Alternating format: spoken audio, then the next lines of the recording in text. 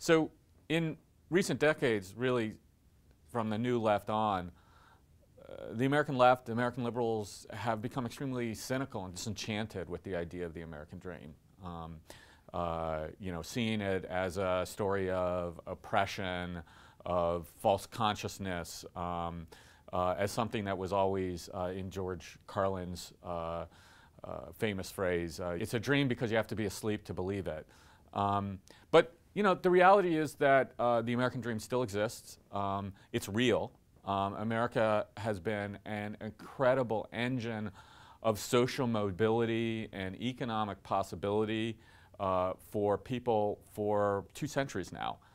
And that is, we think, threatened.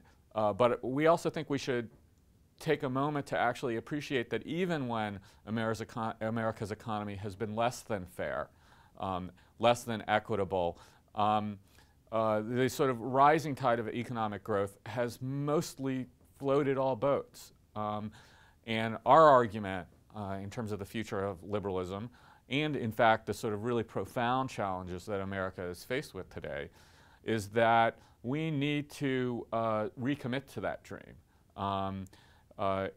That is going to require us to really think seriously about how America's economy is going to continue to grow, because to continue to create opportunities and economic opportunities, opportunities for social mobility, is very difficult to do that if you have a stagnant economy. Today, the real question for the American economy, and frankly for the American political system, is where is that future growth going to come from? Over the last couple of decades, what we've done is we've financialized our economy. Much of the growth has been driven by speculation in the housing sector and the finance sector. But after the Great Recession, there's a really profound question about how we're going to continue to grow in an economy that in a lot of ways is profoundly diminished from what it was 20 or 30 years ago.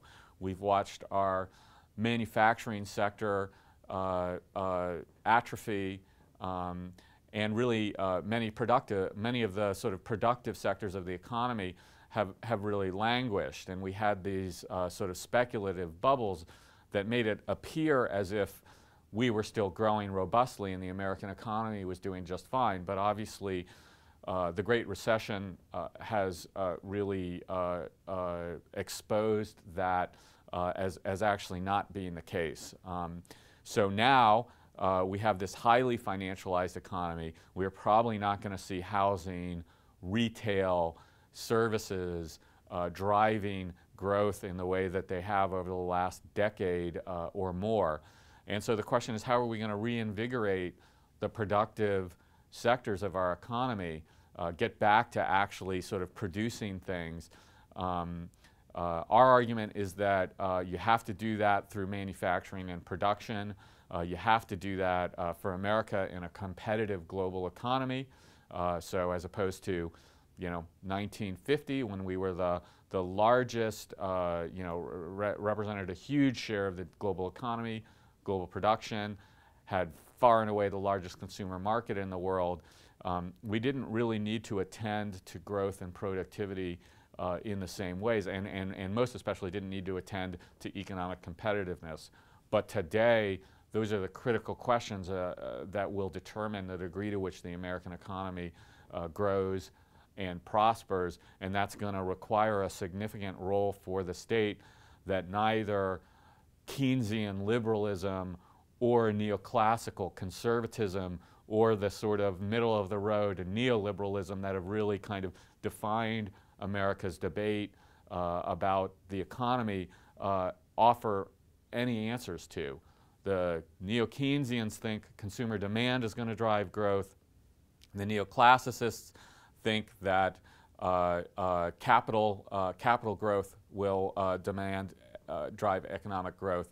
We actually know from the economic literature that the primary and biggest long-term driver of growth is productivity improvements and technological change, and we have really no coherent economic strategy to do either of those things, to drive productivity improvements or to drive technological change and innovation.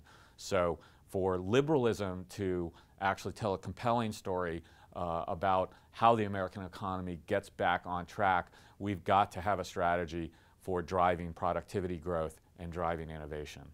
When you look at the drivers of social mobility over the last 50 or 60 years, it's really been two things. The first has been robust and sustained economic growth. Again, that rising tide floating all boats. And the other has been sort of modest, sort of reasonably universal and fair redistributive social policies. Social Security, Medicare, a variety of other programs, even in our education system and otherwise, that haven't been massively redistributive, but have been modestly redistributive. And today, at a moment in which economic and social inequality are higher than they've been since 1929, and even after the Great Recession, continuing to rise, both of those traditional drivers of social mobility are really in question. And I say that for a couple of reasons. Again, as I discussed earlier, it's really a question where we're going to drive, how and where we're going to drive growth, and particularly in the sectors that have really been the drivers of social mobility: manufacturing, production. If you looked at, certainly from World War II and even before onward, those are the kinds of jobs, sort of good, stable, high-wage jobs that didn't require high levels of educational attainment, that really have been the key drivers of social mobility over the last 50 years. And now we look at those sectors of the economy and they are not increasingly uncompetitive in the global economy. They're under intense pressure. And the ways in which we've sort of financialized the economy over the last 20 years have actually accelerated that. So this sort of dominant neoliberal consensus, which has been that it really doesn't matter what kind of jobs are in the economy. It doesn't really matter if you outsource your manufacturing base to other parts of the world. We'll sort of continue to find other things to do. And what that's led to is actually a real decline in the kinds of jobs that have historically, and the sectors of the economy that have historically driven social mobility.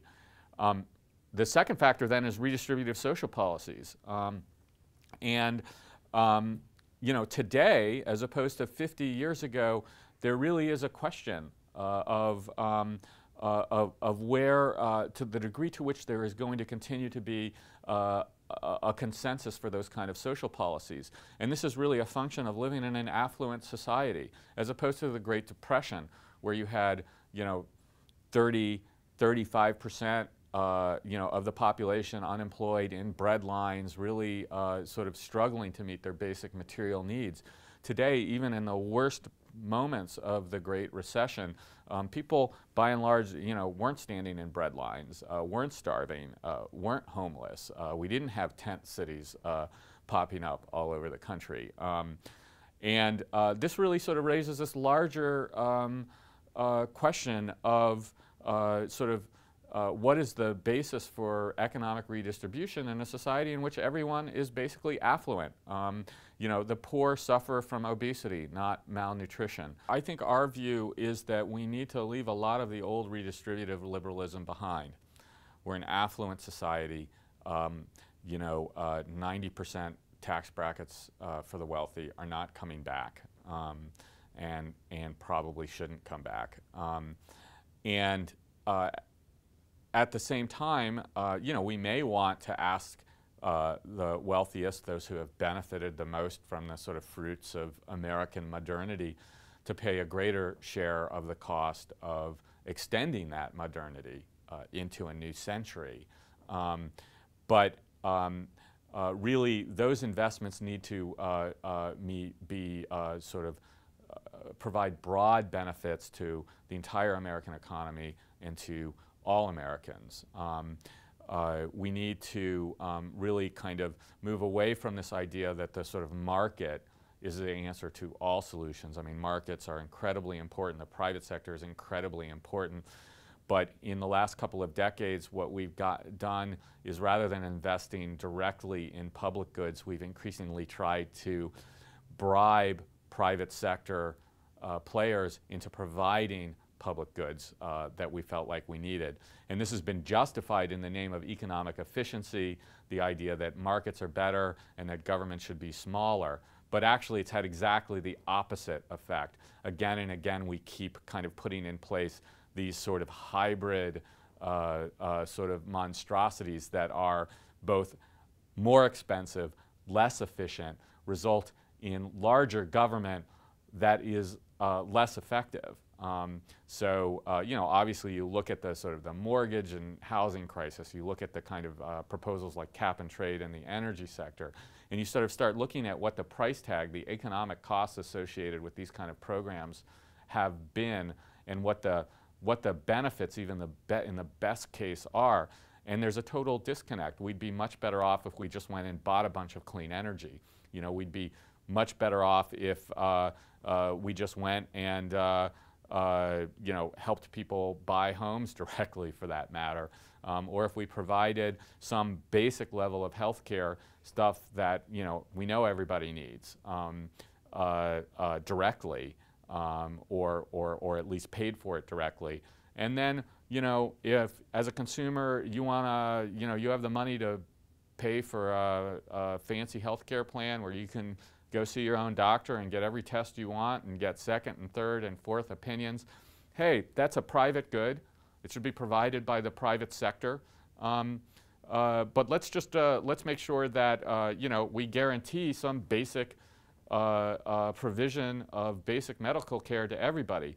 And you might not get to choose your doctor, and you might have to wait a little bit longer than you wanted to, and you might have to go with a lower tech solution or a generic drug. But you'll get basic health care. So this move that we've made to try to get markets to do everything, to try to get private actors to do everything because we've convinced ourselves that they're always more efficient, has actually resulted in this sort of orgy of private rent seeking in Congress. At the same time that it has sort of failed to sort of meet a whole range of sort of basic public, to provide a set of basic public goods. We think we could do that a lot more efficiently if we can get clear about paying for what are genuinely public goods and not subsidizing private goods. And we think the only way that you do that is by sort of actually trying, in many cases, to provide those public goods more directly through government institutions themselves. Now, we think that requires rethinking how those institutions are going to work. We probably going to need a new set of institutions that operate in sort of very different ways than a lot of the sort of traditional bureaucracy. And we think that's, you know, one of the big challenges for liberals, is to think through how government's going to do what it's going to do in ways that are both limited, are more limited in the kinds of goods that we try to have government provide, and direct. And more often we provide them directly. So we think that that's one area in which sort of liberal politics is well worth seriously rethinking. And then again, I think we think it's just absolutely critical that, you know, we sort of deal with, we don't think we should abolish entitlements, but we do think that we should limit them to things that are genuinely public goods. It's not clear to me why we subsidize supplemental Medicare plans, for instance. That's a private good. People who have the wherewithal should get it, but I think we should probably just be paying for sort of basic Medicare through the Medicare program.